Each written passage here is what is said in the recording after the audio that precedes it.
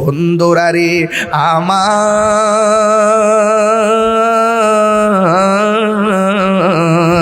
ও আমার ঢাকার বাবারা, মিরপুরের বাবারা, ফকির বাড়ি দরবারের বাবারা, আব্দুল কাদের জিলানী তিনি মাদারজাতুলি ছিলেন। মাদারজাতুলি কারে কো জানেননি? যিনি মার পেট থেকে ওলি হইয়া দুনিয়াতে আসে। সুবহানাল্লাহ কই না? ওলি হইয়া দুনিয়ার মধ্যে আসে। বন্ধু, হুজুর গাউসুল আজম আব্দুল কাদের জিলানীর শান কেমন জানেননি? তিনি যখন রাস্তা দিয়ে হাঁটতেন, কে যেন বলতেন রাস্তা প্রশস্ত করে দাও, মাদারজাতুলি এসেছে, বসার জায়গা করে দাও। হাউজের মানুষগুলো বলতো, ইয়া আব্দুল কাদের, আপনি একা একা এসেছেন, আপনার সাথে তেমন মানুষ ছিল না। আমরা হঠাৎ করে অপরিচিত কণ্ঠ শুনলাম, কে যেন সামনে কয় রাস্তাটা বড় করে দাও, রাস্তাটা প্রশস্ত করে দাও, মাদারজাতুলি আসছে, মাটির মধ্যে বসবে। আব্দুল কাদের জিলানী, আপনি এসেছেন, আপনার কণ্ঠ তো কিছু বলেন নাই, আমরাও বলি নাই, তাইলে কথাটা বলল কে? জায়গা করে দেওয়ার জন্যে। হুজুর গাউসুল আজম বলে, ও পৃথিবীর মানুষ, আমার সঙ্গে কেউ আসে না, এটা সত্য, তোমরা কেউ কথা বলো না, এটা সত্য, আমিও বলি না এটা সত্য, কিন্তু শোনো শোনো, আমি আব্দুল কাদের জিলানী যেই মজলিসে যাই, আমার আল্লাহ সেই মজলিসে একটা খেদমতের জন্য ফেরেশতা পাঠাইয়া দেয়। আর জোরে করে আল্লাহু আকবার। কে পাঠাই দেয়? আল্লাহ। ফেরেশতা পাঠাই দেয়, ফেরেশতা। মাদারজাতুলি, মাদারজাতুলি। শুধুমাত্র তাই নয়, হুজুর গাউসুল আজম আব্দুল কাদের জিলানী আল হাসানী ওয়াল হুসাইনী রাদিয়াল্লাহু তাআলা আনহুম যখন দুনিয়ার মধ্যে তাশরীফ এনেছেন, ওনার আম্মা জান নাম হলো হযরতে ফাতেমাতুস সানি, দ্বিতীয় ফাতেমা। এক ফাতেমা হলো খাতুনে জান্নাত মা ফাতেমা, আর এক ফাতেমা হলো গাউসে পাক আব্দুল কাদের জিলানীর আম্মা জান ফাতেমা। এক ফাতেমা হলো জান্নাতের রমণীদের সরদারিনী হযরতে মৌলা আলী কাররামাল্লাহু তাআলা ওয়াজহুল কারীমের স্ত্রী। আর আমার নবী, আপনার নবীর আদরের কন্যা হযরতে মা ফাতেমা। তিনি শুধুমাত্র মা ফাতেমা নয়, তিনি হলো আহলে বায়তের অন্যতম সদস্য, পাকে পাঞ্জাতনের সদস্য। কথা বলেন ঠিক কিনা? আঙ্গুদেশের ফাতেমারা টিকটক চালায়, তিনবার কোন চেহারার মধ্যে ফিল্টার মাখে, কালা চেহারার সাদা বানা, আবার লাইনে লাইনে প্রেম করে। এবার ইমাম হুসাইন কয়, বাবা গো আমিও আপনার সঙ্গে যাব। আর ইমাম হাসান কয়, বাবা আমিও আপনার সঙ্গে যাব। এক ভাই ঘোড়ার সামনে বসলো, আর এক ভাই বাবার পিছনে বসলো। পিছনে বসে এমন ভাবে তারা ফুরাতের প্রান্তরে রওনা দিয়ে দিছে। হ্যাঁ বন্ধু, ফুরাতের প্রান্তরে যাওয়ার পর ইমাম হুসাইন রাদিয়াল্লাহু তাআলা আনহুকে সাথে লইয়া ইমাম হযরতে মৌলা আলী রাদিয়াল্লাহু তাআলা আনহু তিনি 2 রাকাত নামাজ পড়লেন। জবান খুলে কোন নামাজ আছে না নাই? আরো জোরে কোন আছে না নাই? আরো মায়ার সুরে কোন আছে না নাই? 2 রাকাত নামাজ তিনি পড়লেন। 2 রাকাত নামাজ পড়া হাতের মধ্যে লাঠি লইয়া আল্লাহর কাছে 2টা হাত বাড়াইয়া আল্লাহরে ডাক দিয়ে কয়, ও আমার আল্লাহ, ও আল্লাহ গো, আমি এসেছি সায়েলের কথা শুনে, আমি এসেছি তাদের কথা শুনে, বিপদের কথা শুনে। আল্লাহ দয়ার মালিক তুমি, রহমতের মালিক হলো তুমি। আল্লাহ বন্যার কারণে বাড়ি ঘর ভেসে গিয়েছি, ও আল্লাহ বন্যার পানি কমায়া দাও। বন্যার পানি কমে না, দাঁড়ায় রইছি। যেই মাত্র লাঠি মুবারকটা হাতে লইয়া মাটির নিচে ঢুকায় দিছে, লাঠিটা মৌলা আলীর লাঠিটা মাটির নিচে যতটুকুন প্রবেশ করেছি, আমার আল্লাহ ততটুকুন বন্যার পানি কমায়া দিছে। 3বার করে আল্লাহু আকবার, আল্লাহু আকবার, আল্লাহু আকবার। এবার লাঠি মুবারকটা মাটির নিচে ভিতরে ওয়াজ করতেছি আর কি, খুব সাধারণ দেমাকে শুনবেন না। বেলায়েতের পাওয়ার কি জিনিস আপনাকে বুঝতে হবে। আপনি ভাবতেছেন যে ঘুমাই গেছেন, কি জানে দেখতেছেন ধুলাবালি। আর আল্লাহর ওলিরা ঘুমাইয়ে গেলে তারা অনেক কিছু দেখতে পায়। বলেন, এই চোখের মধ্যে নূরের জ্যোতি দিয়েছেন কে? আগে আল্লাহরে রাজি করেন, সারা পৃথিবী আপনার হয়ে যাবে। মাল্লাহুল মাওলা ফালাহুল কুল। আপনি মালিকের হয়ে যান, মালিক আপনার হয়ে যাবে। ঠিক কিনা বলেন? এবার মৌলা আলী রাদিয়াল্লাহু তাআলা আনহু আবার তিনি দোয়া করলেন, দোয়া করে লাঠি মুবারকটা আবার মাটির মধ্যে গেড়ে দিলেন। যেই মাত্র গেড়ে দিয়েছে, ইমাম হাসান হুসাইন আমিন পড়েছে। আমিন পড়ার সাথে সাথে ফুরাত প্রান্তরে মানুষ ডাক দিয়ে কয়, ও আলী, ও আলী গো, ও শেরে খোদা মুশকিল কোষা, হে আলী, আপনি আর দোয়া বন্ধ করে দেন, আর লাঠি মাটির নিচে ডাকবেন না। এখন যে লাঠি দিয়েছেন ফুরাতের প্রান্তরে তো পানি তলায় গেছে, আমরা ভয় হইতাছে এমন ভাবে যদি দোয়া করতেই থাকেন তাইলে ফুরাতের পানি শুকায়া যাবে, আমরা চলাফেরা করা মুসিবত হয়ে যাবে। এখন আমার ওয়াজের বিষয় কিন্তু এটা না। ওয়াজের বিষয় হলো, তোমরা ফুরাতের প্রান্তরের মানুষ, বন্যার কারণে মৌলাদের ডাইক্কা নিলা দোয়া করার জন্যে। কেমনে ওই ফুরাতের পানি আবার মৌলালির সন্তানের জন্য তোমরা বন্ধ করল? কেমনে বন্ধ করলা? কি জবাব দিবা? জৈনবে ডাক দিয়া কয়, এখন হাই হোসেন করো। যখন আমরা লেগে পানি বন্ধ করছিল তখন তোমরা আসিলা কোথায়? খবরদার, সাবধান সাবধান। যেই হুসাইনের আব্বা ফুরাতের প্রান্তরে গিয়ে দোয়া করে জোয়ার থেকে বাটা লাগাইলো, তোমাদেরকে বসবাসের উপযোগী করে দিল, ওই হুসাইনের জন্যে তোমরা কেমনে পানি বন্ধ করে দিলে? অনেকে বলে ইমাম হুসাইন রাদিয়াল্লাহু তাআলা আনহু নাকি যুদ্ধ করার জন্য গেছে। আমি বলি যুদ্ধ করতে যাই নাই। এই কথাটা গভীরভাবে কবির ভাষায় ফুটে উঠেছে যে মাথা ঝুঁকাতো আল্লাহরই দরবারে, সে মাথা কাটিল এজিদ সীমারে।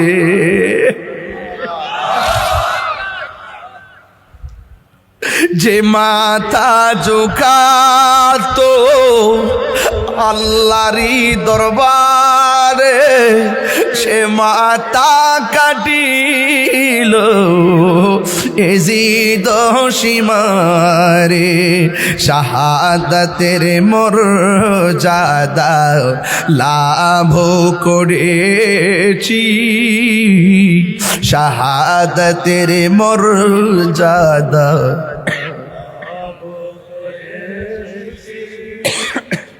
আমি মরেছি এমন নয়, জিন্দা হয়েছি। ওহে কুফাবাসী,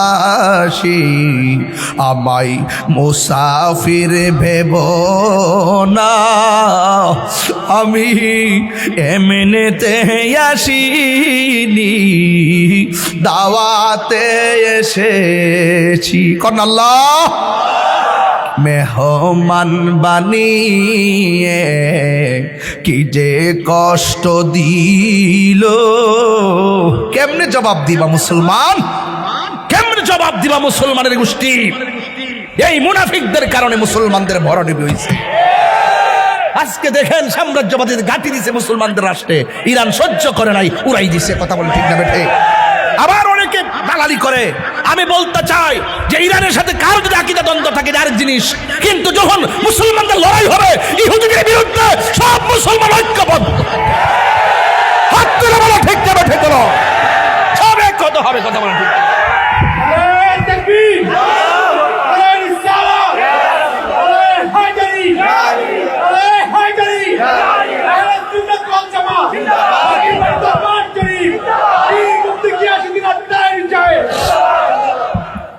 আমার কথা রাগ করেছেন?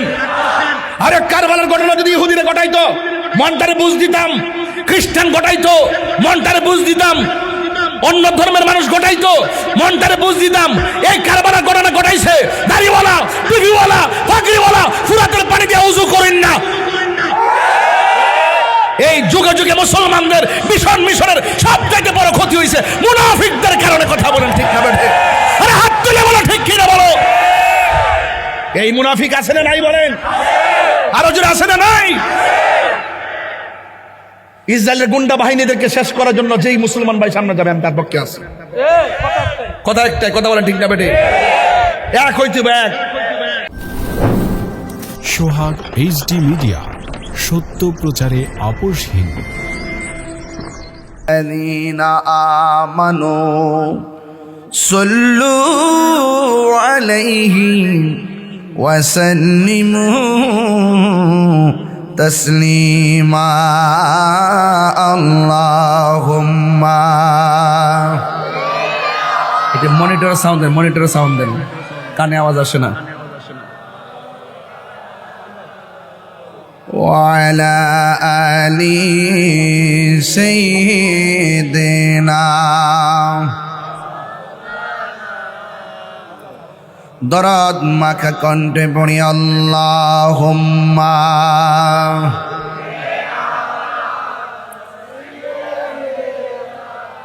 মাওলানা وعلى آل سيدنا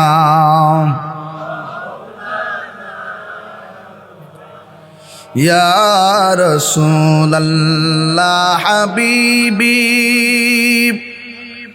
خالقي تعطي برگزیدہ ذل جلاله پاک بہم تعطی اللہم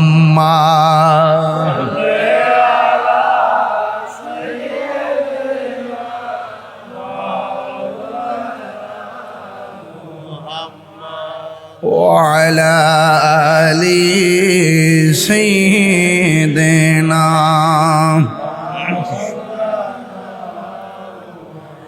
तेरी नस्ल पाक में है बाचा बाचा नूर का सुभान बोलবেন না तू है आईनी नूर तेरा सब घराना नूर का अल्लाहुम्मा जोड़े मोहब्बत है आहा या रसूल अल्लाह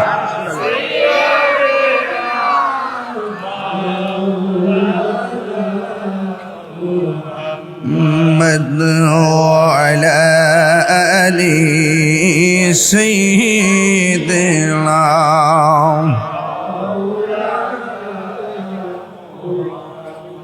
মুআজ্জাজ ওয়া মুকাররম পবিত্র লাইলাতুল কদর উপলক্ষে আজিমুশান মিলাদ উরুস মুবারক ঐতিহ্যবাহী ফকিরবাড়ি দরবার শরীফ মিরপুর 10 ঢাকা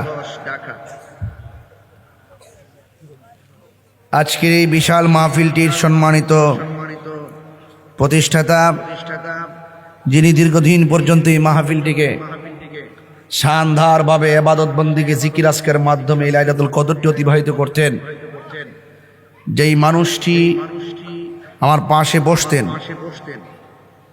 যাকে দেখে কখনো মনে হয় নাই যে এত তাড়াতাড়ি তিনি চলে যাবেন এরপর বিধির বিধান চলে যেতে হবে চলে গিয়েছেন আল্লাহর আমানত আল্লাহ নিয়ে গিয়েছেন দুঃখ করি না ধৈর্য ধারণ করি সুলতানুল আউলিয়া আলহাজ সৈয়দ ফকির মুসলিম উদ্দিন আহমদ নূরি রহমতুল্লাহ আলাইহি যাকে আজ এই পবিত্র সুমহান কদর রাতের মাহফিলে অত্যন্ত হৃদয়ের গভীর থেকে শ্রদ্ধার সাথে স্মরণ করছি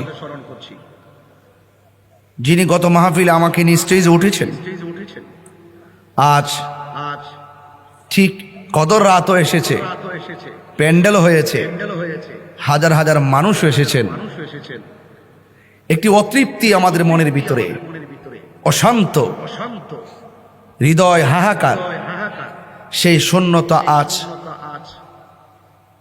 যোগ্য উত্তরসূরি হিসাবে পূর্ণতাই আপনাদের সামনে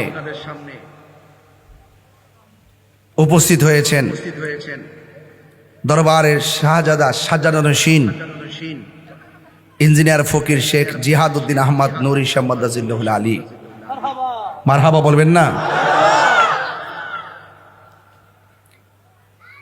গত মাহফিলে যার আব্বা হুজুর আমাকে স্টেজে নিয়ে এসেছেন, আজ তারই ওনারই যোগ্য উত্তরসূরি আমাকে নিয়ে এসেছেন। এভাবেই যুগে যুগে যুগে যুগে যুগে যুগে দিনের পাহারাদার, ধর্মের পাহারাদার, তরিকত তাসাউফের পাহারাদার আল্লাহ পাক দায়েম এবং কায়েম রাখবেন। আপনারাও আসতে ভুল করেন নাই, এটার নামই তরিকত।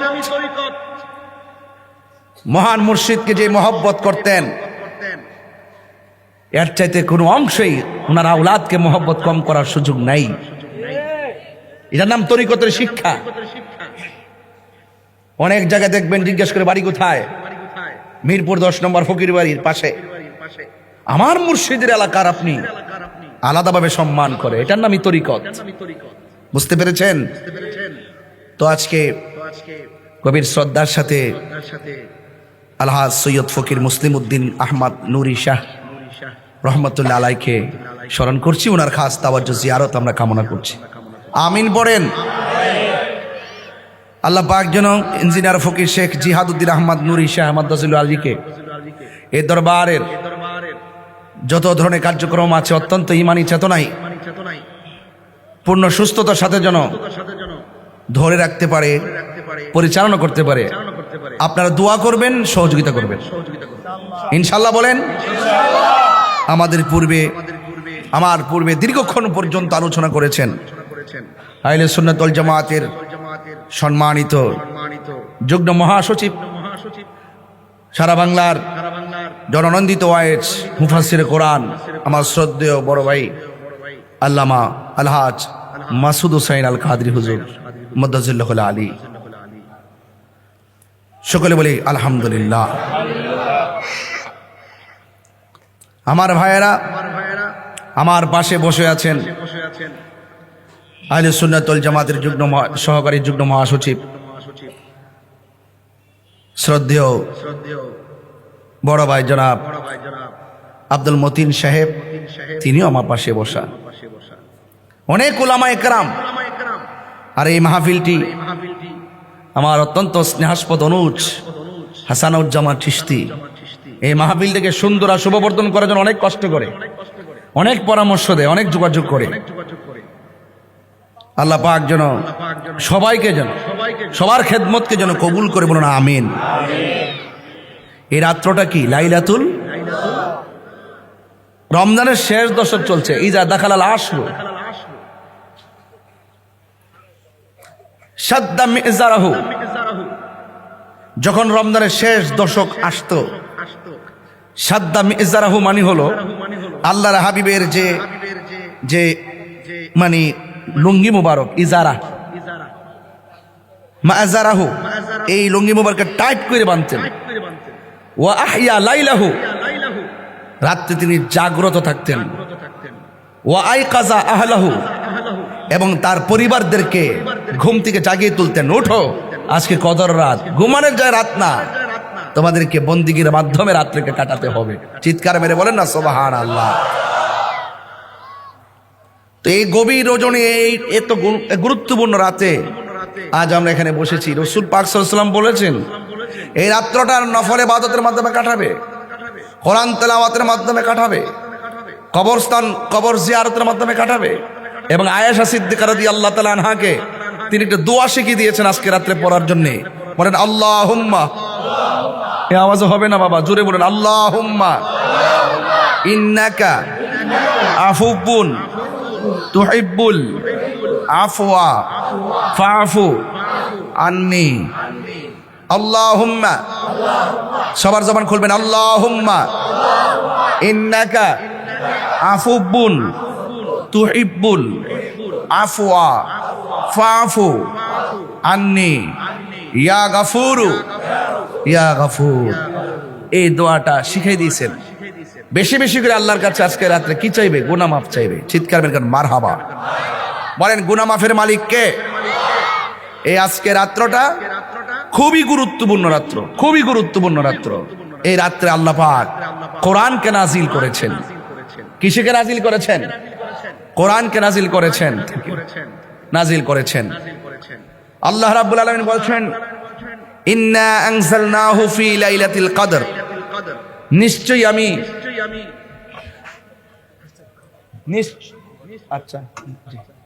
নিশ্চয়ই আমি লাইলাতুল কদরে কোরআনকে নাজিল করেছি। বলেন না সুবহানাল্লাহ। আল্লাহ রাব্বুল আলামিন আবার প্রশ্ন করছেন, ওয়ামা আদরাকা মা লাইলাতুল কদর, আপনি কি জানেন লাইলাতুল কদর কি? আপনি কি জানেন লাইলাতুল কদর কি? বলা হয়েছে লাইলাতুল কদরি খায়রুম মিন আলফি শাহর, লাইলাতুল কদর হলো হাজার হাজার মাস থেকে উত্তম। বলেন না সুবহানাল্লাহ।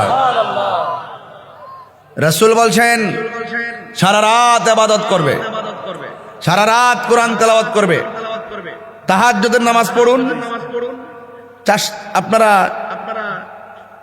সালাতুত তাসবিহ নামাজ পড়ুন এ রাত্রটাতে, কবরস্থানে কবর জিয়ারত করুন, সারা রাত জাগ্রত থাকবেন। রাসূল বলেছেন,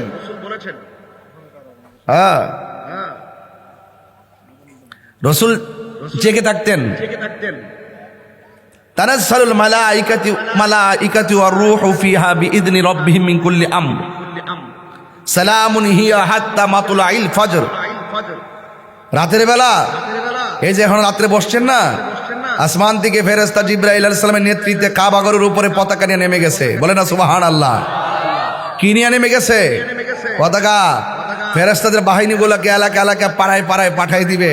আপনি যখন রাতের বেলা বসে বসে দোয়া করবেন, আর ওই ফেরেশতারা আপনার পাশে বসে বসে আমিন পড়বে। রাত্রে কি সাধারণ?